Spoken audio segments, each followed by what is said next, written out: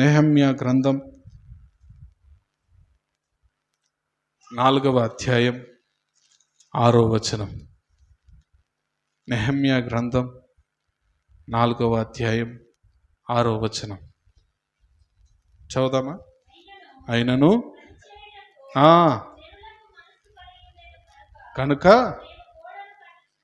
హల్లెలూయా. ఎవరికి మనసు ఉందట? ఎవరికి? ఏ జనులు వాళ్ళు? ఇశ్రాయేలు జనులు. ఎవరు జనులు? ఏ జనులు? ఇశ్రాయేలు జనులకు గోడ కట్టాలనే మనసు ఉంది కాబట్టి నెహెమ్యా గోడలు కట్టాడట. అసలు పరిస్థితి ఏంది? దేవాలయం చుట్టూ ఉన్న ప్రాకారాలు, అంటే యెరూషలేము పట్టణం చుట్టూ ఉన్న ప్రాకారాలు పడగొట్టబడ్డాయి. అప్పుడు నెహెమ్యా దాదాపు 100 రోజులు ప్రార్థన చేశాడు. ఎన్ని రోజులు? 100 రోజులు ఉపవాసం ఉండి ప్రార్థన చేసి రాజు ముందుకు వెళ్ళాడు. రాజు ముందు మోకం చిన్నబుచ్చుకొని ఉంటే రాజు అడిగాడు, నెహెమ్యా, ఎప్పుడు నేను ఇట్లా చూడలే కదా, ఎందుకు ఇలా ఉన్నావంటే, నా పితరుల పట్టణం పాడైపోయి ఉండగా, నా దేవుని పట్టణం పాడైపోయి ఉండగా నేను ఎలాగ సంతోషంగా ఉండగలుగుతాను అని అడుగుతాడు. అడిగితే అప్పుడు నెహెమ్యాకు ఆ అర్తహషస్త అనే రాజు ఆయనకు అవకాశం ఇచ్చి, నువ్వు వెళ్ళి నీ ప్రాకారాలను కట్టుకో అని చెప్పాడు. చెప్తే నెహెమ్యా వచ్చి ప్రాకారాలు కట్టడం మొదలుపెట్టాడు. అప్పుడు చెప్తున్న మాట ఇది. ఎవరు సహకరిస్తున్నారట? ఎవరు పనిచేస్తున్నారట? జనులు, విశ్వాసులు, ఇశ్రాయేలీయులు పనిచేయడం మొదలు పెడితే ఏం కట్టారట? మీరు చూడండి, అపోస్తల కార్యముల గ్రంథంలో విశ్వాసులు పనిచేయడం మొదలు పెడితే దేవుని రాజ్యం కట్టబడేది. హల్లెలూయా. పనిచేస్తున్నాం మనం దేవుని కొరకు. దాంట్లో కూడా సనుగులు గునుగులు కదా. పనిచేయడంలో కూడా సనుగులు గునుగులు. పనిచేస్తే ప్రేమించి పనిచేయాలా. ఏం చేయాలా? ప్రేమించి పనిచేయాలా. గొప్పతనాల కోసం కాదు పనిచేసేది.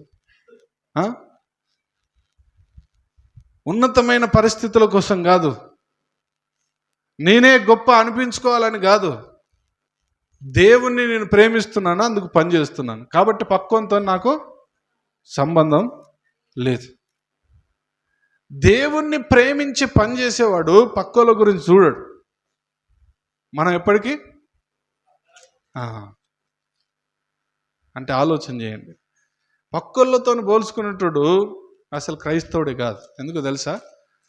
దేవుడు క్రైస్తవుడు అనేవానికి కొంత రివిలేషన్ ఇచ్చాడు. ఎందుకు? నిన్ను ప్రత్యేకంగా తయారు చేశానయ్యా, తల్లి గర్భంలో నిన్ను నిర్మించిన వాడిని నేనే, నిన్ను ప్రత్యేకంగా తయారు చేశానని దేవుడు చెప్తున్నాడు. మనం ఏం చేస్తుంటాం?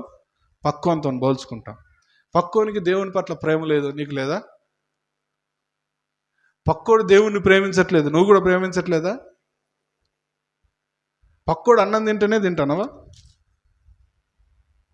పక్కోడు నీళ్ళు తాగుతాడనే నువ్వు నీళ్ళు తాగుతానవా?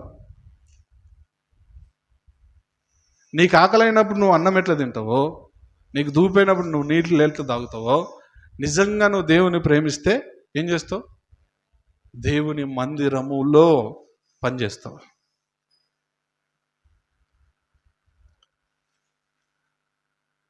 మనం పని చేయం, ఏం చేస్తాం తెలుసా? చాలాసార్లు జరిగేది ఇదే. చేసేటోనికి వంకలు పెట్టద్దు ఎప్పుడు. కాకపోతే దగ్గరుండి ఇట్లా కాదు ఇట్లా అని చెప్పండి, మంచిది అదే. రెండోది, నువ్వు చేయకుండా పక్కన ఏమంటావు తెలుసా? ఆ పని చేస్తే ఏమైంది?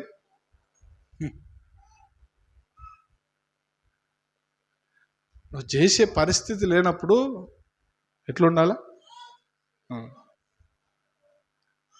కనీసం చేసిన వ్యక్తిని ప్రోత్సహించే మాటలు కూడా మాట్లాడే పరిస్థితులు లేవు. మనం చెయ్యం. కనీసం చేసిన వ్యక్తిని ప్రోత్సహించే మాటలు కూడా మాట్లాడే పరిస్థితిలో లేవు. మనకు వీలు కాలేవు. అందరు వీలయ్యే వాళ్ళే ఉంటారని నేను అనను, కానీ మనకు వీలు కానప్పుడు ఏం చేయాలా? పని చేసే వాళ్ళని ప్రోత్సహించాలి, ఆ పని మనం చేయాలి. కొంతమందికి చేత కాకపోవచ్చు కొన్ని పనులు, అన్ని పనులు అందరూ చేయలేరు. ఎవరి చేతనైన పనులు వాళ్ళు చేస్తారు. చేయగలిగిన పని చేసే వాళ్ళని ప్రోత్సహించడం సంఘం నేర్చుకోవాలి. మీకు వాక్యంలో చూపిస్తాను, పట్టండి. రోమీలకు రాసిన పత్రిక 12వ అధ్యాయంలో కొంతమంది ఎవరి బాధ్యతలు వారికి ఉన్నాయి, వాటిని నమ్మకంగా చేయండి అని చెప్తాడు పౌలు. చూడండి, రోమీలకు రాసిన పత్రిక 12వ అధ్యాయం చూడండి, 5వ వచనం నుండి చదువుదాం.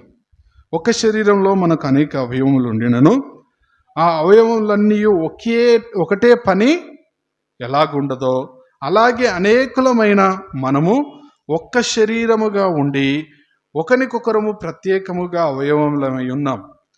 మనకు అనుగ్రహించబడుచున్న కృప చొప్పున వేరు వేరు కృపావరములు కలిగిన వారమై ఉన్నాము గనుక ప్రవచన వరమైతే విశ్వాసం చొప్పున విశ్వాస పరిమాణం చొప్పున ప్రవచింతము, పరిచర్య అయితే పరిచర్యలోను, బోధించువాడైతే బోధించుటలోను, హెచ్చరించువాడైతే హెచ్చరించుటలోను పని కలిగి ఉందుము. ఏం కలిగి ఉన్నాం మనం సంఘంలో? ఎవరికి ఉన్నది పని? సంఘంలో ఎంతమందికి ఉన్నది పని? అందరికి ఉన్నది కదా. నాకు శాత కాదు అంటే ఏం చేయాలి మరి?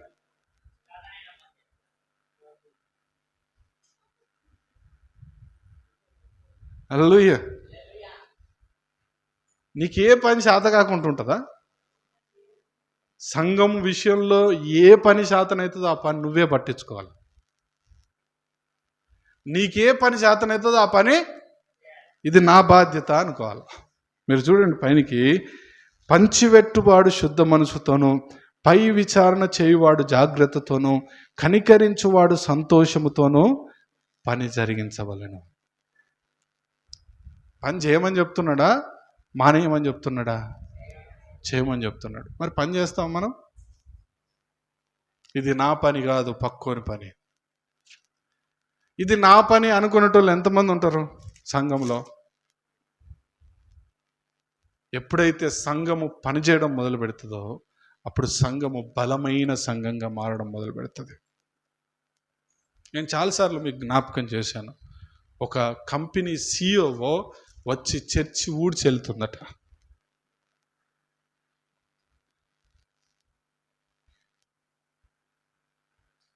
హెబ్రోను సహవాసంలో ఉండే వ్యక్తులు ఎంత పెద్ద ఆఫీసర్ అయినా సరే మీటింగ్స్ అప్పుడు పాయకాన్లు కడిగే పని ఉన్నదన్నా వచ్చి కడిగిపోతారట. వాళ్ళే పనులను తీసుకొచ్చి కాదు, స్వయంగా వాళ్ళే వచ్చి చేస్తారు ఆ పని. మనం ఒక్క మాట బాగా వచ్చు మనకి, ఏంటిది? శాత కాదు.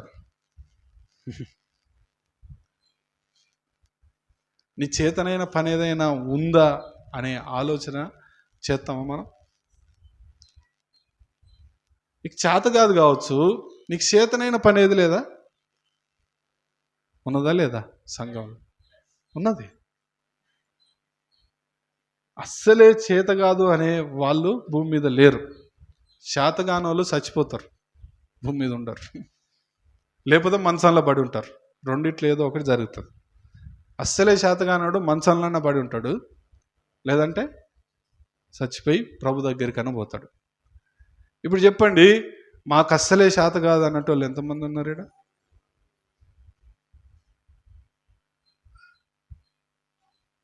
అది మీరే పరిశీలన చేసుకోండి. సంఘము బలమైన సంఘంగా మారాలి అంటే ఏం కలిగి ఉండాలి చెప్పండి? ఆసక్తి, తర్వాత సహవాసం, సమాజంగా కూడుకొనడం, తర్వాత ఆత్మీయ ఆరాధన. ఆరాధన అంటే ఏదో లొల్లి చేసిపోవడం కాదు, ఆత్మ సంబంధమైన ఆరాధన. తర్వాత నశించిపోయే ఆత్మల పట్ల భారం, తర్వాత దేవునికి ప్రేమతో ఇవ్వడం, తర్వాత దేవుని కొరకు పనిచేయడం. ఇన్ని పనులు సంఘం ఎప్పుడైతే చేస్తుందో, ఇన్ని విషయాల్లో సంఘం ఎప్పుడైతే ఆసక్తి కనపరుస్తుందో అప్పుడు సంఘము బలమైన సంఘంగా మారుతుంది. అప్పుడు సంఘము బలమైన సంఘంగా మారుతుంది. ఆదిమ సంఘంలో ఇప్పుడు చెప్పిన అన్ని లక్షణాలు ఉన్నాయి. అందుకే మీకు ఆదిమ సంఘమే రోల్ మోడల్ అని చెప్పాను ముందు చెప్తూ. ఆదిమ సంఘాన్ని చూసి అన్నీ నేర్చుకోవచ్చు మనం. ప్రేమను, సమాధానాన్ని, ఐక్యతను, పనిచేయడాన్ని, భారాన్ని, ప్రార్థనను, వాక్య అనుభవాలను అన్నిటినీ ఆదిమ సంఘంలో నుండి మనం నేర్చుకోవచ్చు. ఈరోజు దేవుని వాక్యం వింటున్న ప్రియులారా, సంఘముగా ఉన్న మనం ఇలాంటి సంఘంగానే ఉన్నామా? ఇలాంటి బలమైన సంఘంగానే ఉన్నామా? ఒకసారి మనల్ని మనం పరిశీలన చేసుకుందాం, పరీక్షించుకుందాం, ప్రార్థన చేద్దాం.